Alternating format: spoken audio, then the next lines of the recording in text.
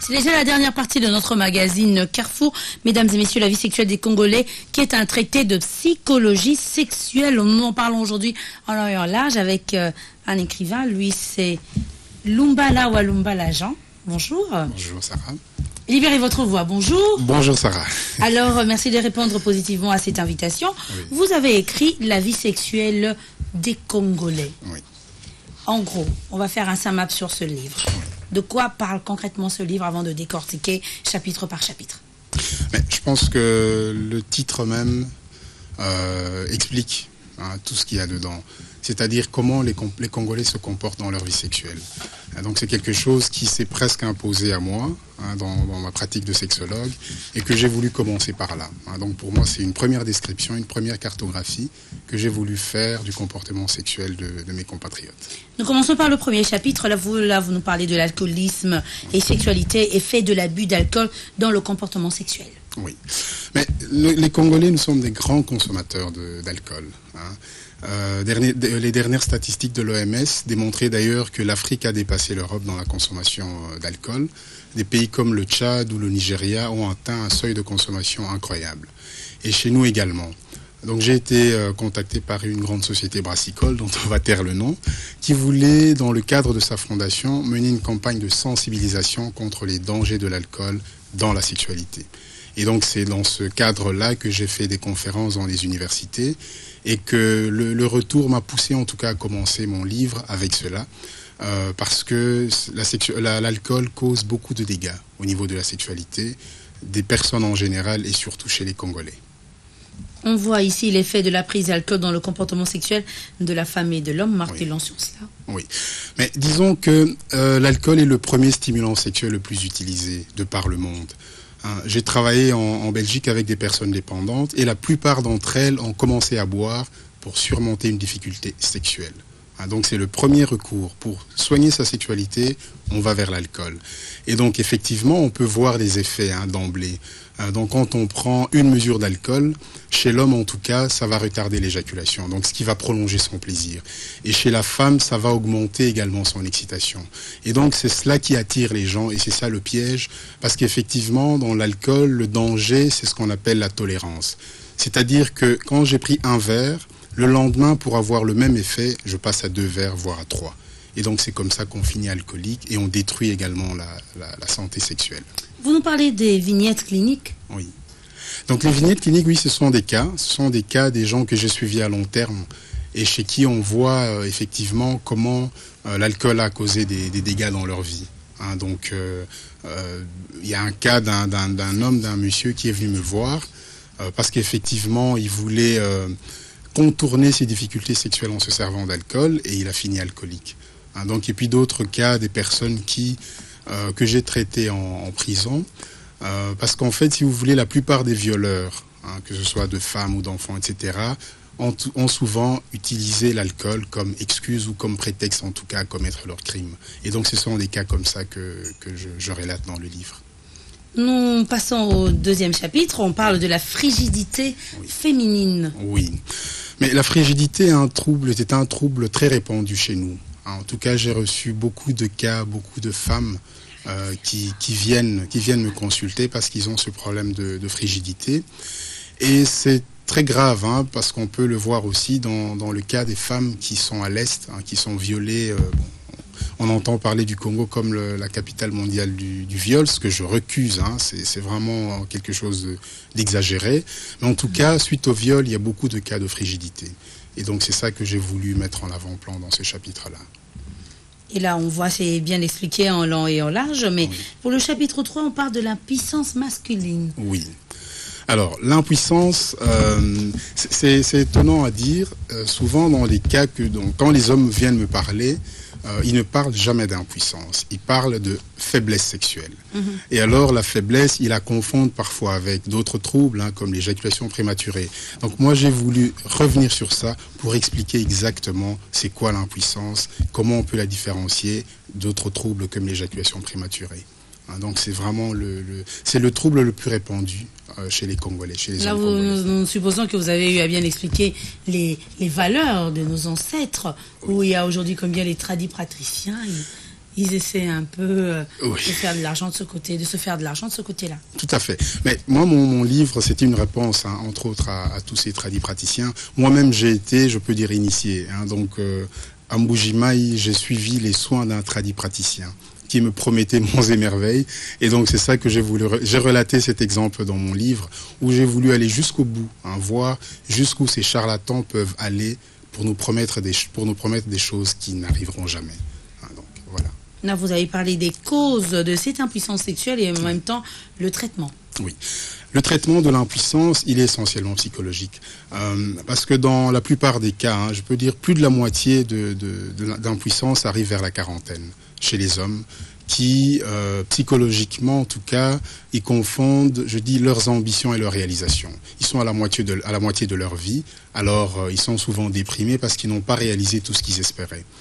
Et bizarrement, chez l'homme, la puissance personnelle est liée à la puissance sexuelle. Et donc, quand la puissance personnelle ne va pas, ça se répercute à ce niveau-là. Et donc, c'est des gens qu'il faut réconforter, hein, il faut redonner l'estime, et c'est le principal traitement à l'impuissance sexuelle masculine. Et ensuite, nous parlons de la masturbation et les dépendances sexuelles pour le chapitre 4. Oui. Ce chapitre s'est imposé à moi parce que quand j'ai fait l'émission traitant de ce sujet sur les ondes onusiennes, il y a eu une déferlante d'appels des auditeurs après l'antenne jusqu'à aujourd'hui. Parce que chez nous, il y a beaucoup de connotations péjoratives liées à la masturbation, mais comme c'était le cas d'ailleurs dans l'Occident, hein, où on a traité, par exemple, la masturbation comme conduisant à la stérilité. Et ça, beaucoup d'hommes m'appellent pour me dire, voilà, moi je me masturbe, est-ce que je deviendrai stérile? Mais c'est complètement faux. Hein. Donc, la masturbation est un phénomène qui est normal à un certain âge. Hein, donc, je cite le chiffre, par exemple, en Occident, un adolescent pense jusqu'à 300 fois par jour au sexe. Donc vous imaginez, je ne sais pas comment on peut décompter ça en minutes ou en secondes. Donc c'est une préoccupation principale. Et alors quand les pensées débordent, et c'est comme ça qu'ils ont recours à la masturbation. Mais c'est aussi un phénomène normal, je dis entre guillemets normal, parce qu'ils sont à la découverte de leur corps et de voir tout ce qu'on peut faire avec son corps. Et donc c'est ça, cette masturbation qui s'installe à ce moment-là et qui se termine en principe parce qu'on devient adulte, on se marie, on a de quoi satisfaire nos envies et nos fantasmes. Vous parlez de ces dépendances sexuelles. Oui. Là, c'est toujours le chapitre 4. Oui. Les dépendances, en fait, c'est un mot plus propre pour parler des perversions sexuelles. Ça, c'est quelque chose de très grave, hein, parce que je parlais tout à l'heure des violeurs. On a aussi la dépendance sexuelle face à Internet. Hein, parce qu'aujourd'hui, le fait d'avoir sur son téléphone un accès à des vidéos X à tout moment, finalement, ça devient même un mode d'apprentissage. Certains pensent apprendre la sexualité à travers la pornographie. Et donc, ce qui est totalement faux, parce que, je le répète souvent, un film porno, c'est un film, c'est de la fiction, c'est pas de la réalité. Et dans la réalité, ça ne se passe jamais comme ça. Et donc ça, c'est une mise en garde contre l'utilisation outrancière, hein, de certaines tendances et penchants sexuels. Chapitre 5, c'est que disent et savent les hommes de leurs difficultés sexuelles. Oui. Alors ça, c'est le chapitre qui m'a le plus amusé. Parce que c'est là que je me suis rendu compte, en fait, de l'ignorance des hommes par rapport déjà à leur anatomie, hein, et puis à leur sexualité. Alors, il y a beaucoup de confusion. Donc, comme je parlais tout à l'heure, on parle de faiblesse sexuelle et impuissance. On mélange éjaculation prématurée avec impuissance. Et jusqu'au point où, je dis d'ailleurs, quand je demande à un homme qu'est-ce que c'est la prostate, ils ne savent pas. Mais ils définissent la prostate par le cancer de la prostate. Mais quelle est l'utilité de la prostate dans l'anatomie de l'homme, dans la sexualité de l'homme? Peu le savent. Donc, ce chapitre, c'est vraiment pour aider les hommes à comprendre beaucoup de choses sur leur sexualité et puis surtout des complexes inutiles. Parce que là-dedans, je parle par exemple l'espèce de hit parade de classement de la taille du pénis au niveau mondial, parce que beaucoup d'hommes me contactent pour ça. Ils veulent avoir un sexe plus grand et plus large. Et alors, quand je me réfère parfois aux chiffres, je dis, mais écoutez, voilà, ça c'est la réalité du monde et la réalité du Congo, des Africains. Pourquoi chercher quelque chose qui dépasse, hein, la mesure? Donc c'est vraiment ça. C'était très amusant, en tout cas pour moi, en tant qu'homme, de rédiger ce chapitre et d'aider les hommes à mettre les mots et à mieux comprendre, à mieux saisir la complexité de leur fonctionnement sexuel. Nous passons rapidement au chapitre 6 qui nous parle de la consultation gynécologique. Oui, ça aussi, ça par contre, c'était... pour moi, c'est triste en fait de voir comment la gynécologie est presque inexistante dans notre pays. En fait, je commence le chapitre en parlant de la prévention, de la santé de manière générale. Je cite par exemple un chiffre que j'ai lu il y a quelques années qui défilait à l'écran de Télé 50 où on disait la RDC enregistre 85 pédiatres. Alors j'étais complètement en me disant mais il y a à peu près un pédiatre pour 1 million d'habitants. Alors comment, si on n'arrive pas à prévenir la santé au niveau des enfants, comment on va prévenir au niveau de l'adulte et au niveau de la femme? Quel est le nombre de femmes? En fait, j'ai posé la question au gynécologue de l'hôpital de la maternité de Kitambo. Quelle est la raison qui pousse les femmes à venir vous consulter? C'est jamais à titre préventif. C'est parce qu'il y a une grossesse, c'est parce qu'on veut avoir recours à l'IVG, c'est parce que la santé a atteint un degré de gravité tellement énorme. Donc il n'y a pas de prévention. Et alors je cite certaines maladies, comme les myomes qui massacrent des milliers de femmes dans notre pays. Je parle des fistules. En fait, je cite tous ces troubles qui, finalement, rien que la prévention aiderait des milliers, des millions de femmes à s'en sortir.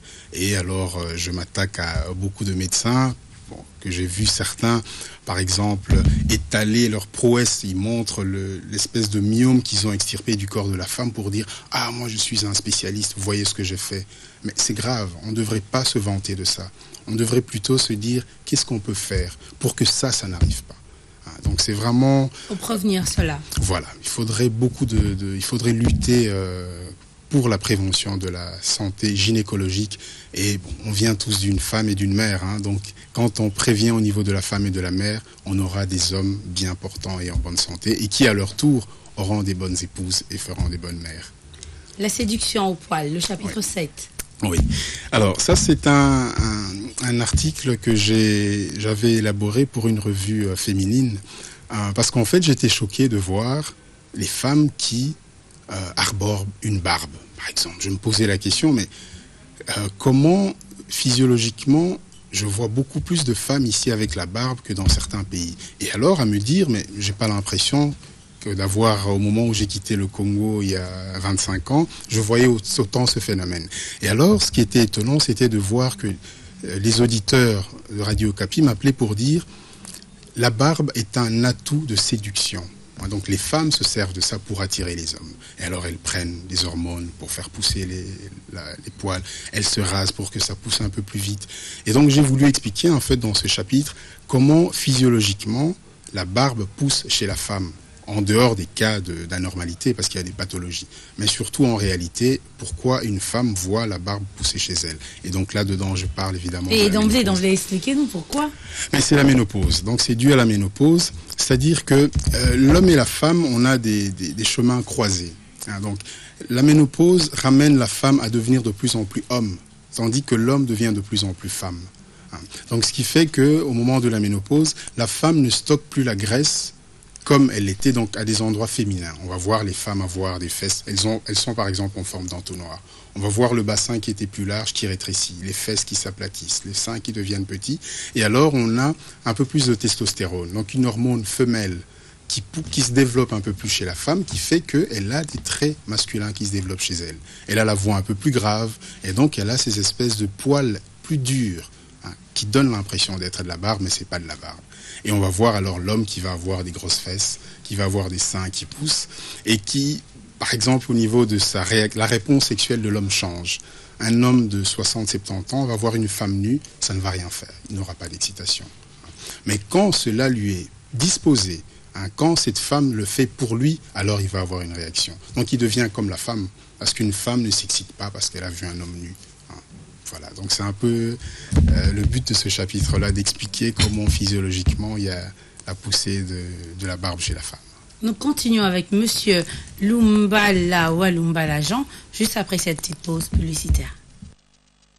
Nous continuons dans Carrefour, mesdames et messieurs, et là nous sommes en train de parler d'un livre, La vie sexuelle des Congolais, écrit par Jean Lumbala, Wa Lumbala, que nous recevons sur ce plateau. Avec lui, nous avions déjà eu le temps de décortiquer 5 chapitres. Et là, nous avions eu à parler de l'alcoolisme et sexualité, effet de l'abus de l'alcool dans le comportement sexuel, la frigidité de la femme, l'impuissance masculine, la masturbation, et aussi, nous avions parlé de ce que disent les hommes et leurs difficultés sexuelles, la consultation gynécologique. On a parlé de 7, quand même, la séduction à poil. Et à présent, nous passons au chapitre 8 qui nous parle de lorsque la pilule tue. Oui. Alors, pourquoi parler de la pilule en tant que sexologue, parce que ça concernera plutôt un gynécologue. Mais parce que un des effets secondaires de la pilule, et qu'on ne dit pas, ou c'est écrit en tout petit dans la notice, c'est que la pilule diminue la libido. Donc ça diminue l'appétit sexuel chez la femme. Donc ça, c'est une des conséquences. Et donc moi, j'ai voulu mettre alors en garde contre cela, en disant, mais pourquoi alors prendre un produit qui va vous protéger certes de la grossesse, mais qui risque d'avoir une répercussion sur votre énergie sexuelle. Et donc alors, je raconte aussi ce que c'est la pilule de manière générale, qu'est-ce que c'est la pilule, quels sont les effets bénéfiques et surtout les effets secondaires néfastes. Parce que la pilule est un ennemi. Et alors, quand j'ai abordé cette question, je me suis renseigné évidemment. Donc je me suis rendu à nouveau à Kitambo, donc au centre je vais raccourcir, de planification familiale, où on distribue la contraception aux femmes. Et donc j'étais choqué de voir qu'on donne la pilule sans connaître ce que c'est, par exemple. Donc il y a 4 générations de pilules aujourd'hui. Donc il faut savoir que la 3e et la 4e génération sont interdites en France parce qu'elles causent des embolies. Donc il y a par exemple une femme qui se retrouvait paralysée. Et surtout que la pilule tue. Donc c'est ça le titre du chapitre, et ça on en parle moins. Donc je cite le nombre de morts qui sont dues à la pilule, et de voir comment on peut continuer à prescrire la pilule sans savoir quelle génération on prescrit, et surtout sans examen. Donc la femme arrive, on lui donne, elle se présente, voilà, je veux avoir la pilule, on lui donne. Or, on devrait faire une prise de sang. On devrait savoir quelle pilule conviendrait à telle femme. Et d'ailleurs, on ne prescrit jamais pour la première fois la pilule de la 3e ou 4e génération. On commence toujours par celle de la 2e génération. Et donc c'est toutes des choses sur lesquelles je suis revenu et détaillé, de dire il n'y a pas que la pilule comme moyen de contraception. Enfin, moi je suis contre la pilule, j'ose le dire, mais non seulement je pars de la contraception naturelle, mais aussi avec d'autres recours. Je vante, moi, le préservatif, qui préserve non seulement des maladies sexuellement transmissibles, mais aussi également contre la grossesse. La relation amoureuse et la vie sexuelle, le chapitre 9. Oui, mais ça c'était de voir un petit peu, parce que je parle beaucoup de sexe, mais quel est le lien à faire entre le sexe et l'amour ? Donc c'est ça que j'ai voulu aborder dans ce chapitre, et finalement de me rendre compte que quand les gens viennent me voir, donc c'est pour une performance sexuelle, donc ça reste pour une culture sexuelle et non pour amour ou pour sentiment. Parce que quand un homme vient me voir et que je lui explique que son impuissance est due peut-être à la négligence, il ne regarde plus sa femme comme avant, ils ne comprennent pas. Donc il y a une conséquence, il y a une baisse de l'amour qui peut se répercuter au niveau de la qualité de la sexualité. Donc c'est ça que j'aborde dans ce chapitre. Et le sexe dans tout ça. Voilà. L'amour de raison versus l'amour par passion. Oui. L'amour amoureuse et ses avatars. Oui. Mais c'est ça. Donc l'amour de raison, c'est ce qu'on a toujours condamné. Parce qu'on préfère la passion, on préfère le coup de foudre, on préfère toutes ces grandes sensations quand on perd la tête pour l'autre. Mais scientifiquement parlé, la passion ne dure que 3 ans. Donc c'est hormonalement prouvé. Et donc il y a certaines hormones qu'on produit quand on est bien, quand on est là avec l'autre, quand on est séduit. On produit des endorphines, des hormones de bien-être. Et cette activité s'arrête au bout de 3 ans. Et alors, il y a d'autres hormones qui sont produites qu'on appelle l'ocytocine. Et ça, c'est l'hormone d'attachement. Donc c'est ça qu'il y a par exemple chez la maman et son bébé. Donc nous les adultes, dans la relation à deux, dans la relation de couple, on produit l'ocytocine. Et c'est ça qui nous sauve en fait. Quand la passion disparaît, on est attaché à l'autre et on lui reste fidèle. On lui reste fidèle, c'est déjà le chapitre 10, l'infidélité dans le couple. Tout à fait, tout à fait. Et ça, c'est une question... Les origines de l'infidélité. Oui. Alors, comment expliquer l'infidélité ? Donc, c'est un sujet vaste, et j'ai prévenu d'emblée, je ne donne pas de recettes. Donc, comme je viens de le dire, physiologiquement, on est fait pour être fidèle à un moment donné. Mais c'est socialement que l'infidélité rentre. Donc, c'est-à-dire par les pratiques, par des choses qu'on encourage. On voit chez nous, bizarrement, quand je parle de l'infidélité, c'est pas seulement le fait de l'homme. Moi, dans mon cabinet de psychologue, je pense que, d'après mes chiffres, 40% de femmes me disent, des femmes mariées, me parlent de leur infidélité. Donc c'est quelque chose qui va dans les deux sens. Ça, je cite juste les femmes qui viennent dans mon cabinet, donc qui ont des problèmes. Alors, qu'est-ce qui se passe dans le reste, chez d'autres femmes? Parce qu'on trompe avec qui? En général, avec une autre femme. Donc j'essaie d'expliquer un petit peu alors les mécanismes psychiques qui font que pourquoi l'homme trompe facilement plus que la femme. Parce que l'homme a toujours l'image de deux femmes dans sa tête. Il gardera toujours la fidélité à sa mère qu'il a élevée, qui lui a donné un certain type d'amour, de tendresse. Et puis il aura cet amour pour la femme qu'il aura choisie. Et donc finalement, quand ça ne va pas avec sa mère, ou quand ça ne va pas avec sa femme, il va remplacer une de ces femmes-là par une autre. Et donc c'est un mécanisme psychique en fait qui est propre à l'homme. Et alors chez la femme, c'est un peu plus compliqué. Donc j'explique en tant que psychologue qu'une femme trompe, elle peut tromper, mais c'est difficile qu'elle aime deux hommes à la fois. Ah bon, voilà, le débat reste ouvert. La passion amoureuse a-t-elle tué le mariage? Oui, ben oui. La réponse, oui. Oui, c'est un chapitre en forme d'interrogation et je réponds par l'affirmative. Comme je disais tout à l'heure, on est habité par ce monde contemporain où on veut tout vivre au nom de la passion. Et finalement, qu'arrive au mariage? Parce que comme je disais, si on veut vivre toujours sous le régime de la passion, mais on perd l'essentiel et alors il y a des conséquences au niveau du mariage. Le sex toys, reflet de la crise d'identité de la sexualité moderne. Oui, donc ça c'est le dernier chapitre. Enfin, pas le dernier, mais l'avant-dernier chapitre. Donc parce que le livre est séparé en fait en deux parties. Donc il y a une partie, les 12 premiers chapitres, qui sont toutes ces notions de théorie que j'explique. Et alors le 13e chapitre, ça ce sont vraiment les pratiques sexuelles des Congolais. Et donc le dernier chapitre, cet article a été d'ailleurs censuré. Parce qu'on chapitre 12. Le chapitre 12, oui. On me disait, mais comment tu peux parler des sex toys au Congo? Mais c'est grave, comment tu peux oser? Donc ça, ce sont les lectrices et puis d'autres personnes qui m'ont... Mais j'ai expliqué finalement que le sex toys, je peux l'affirmer, ça existe chez nous à Kinshasa, on en vend. Mais ça reste de manière cachée. Mais surtout, le plus important, c'est pas de parler de sex toys, mais de parler de la crise de la sexualité. De dire, mais pourquoi on va avoir recours à un sex toys? Un sextoy plutôt. Donc c'est ça la question que je me pose. C'est de dire, mais pourquoi dans certains pays, je parle beaucoup du Japon dans mon livre, où on a créé ce qu'on appelle, eux ils appellent ça des love motels. Donc ce sont des hôtels où on va pour vivre ces fantasmes. Ils disent la sexualité se vit à la maison. Ici on vient pour vivre les fantasmes. Donc j'essaie de mettre en garde contre cette culture du fantasme, où on s'éloigne de plus en plus. Et c'est ça qu'on constate par exemple avec la pédophilie dans des pays occidentaux, parce qu'on s'éloigne de plus en plus de l'essentiel, c'est-à-dire une sexualité avec sa femme, avec la personne qu'on aime. Alors nous terminons avec les pratiques sexuelles des Congolais, là c'est le dernier chapitre. Oui. Ça c'est un peu, c'est le chapitre le plus volumineux, parce que là j'ai voulu alors faire vraiment la cartographie. Qu'est-ce que les Congolais font dans leurs pratiques? Par exemple, la question de la fréquence. Bon, c'est difficile de poser la question aux gens, combien de fois tu fais l'amour à ta femme? Non. Mais c'est plus de voir qu'est-ce qui fait que vous faites l'amour et qu'est-ce qui vous pousse à cela. Et beaucoup d'hommes vont dire c'est parce qu'ils ont une érection matinale, nocturne, vers 4-5 heures du matin. Quand ils ont l'érection, alors à ce moment-là, la femme doit satisfaire.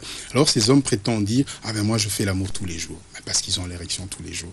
Et j'explique que cette érection-là, c'est un réflexe que même le bébé a dans le ventre de sa maman. Or, le bébé n'a pas d'eux. Donc, c'est un réflexe physiologique. Donc, l'homme a 4 érections au cours de sa nuit, au cours du sommeil. Et c'est la dernière qui fait que, alors, les hommes veulent satisfaire à ça, ce qui n'est pas... Un très bon livre, La vie sexuelle des Congolais. Merci beaucoup, Jean Lumbala, d'avoir répondu positivement à notre invitation. Vous nous avez suivis, nous vous disons merci. Une dernière phrase, celle de John Maxwell. Il nous dit « Soyez meilleurs demain que vous ne l'êtes aujourd'hui ». Nous vous retrouvons demain avec le même plaisir. Bye bye.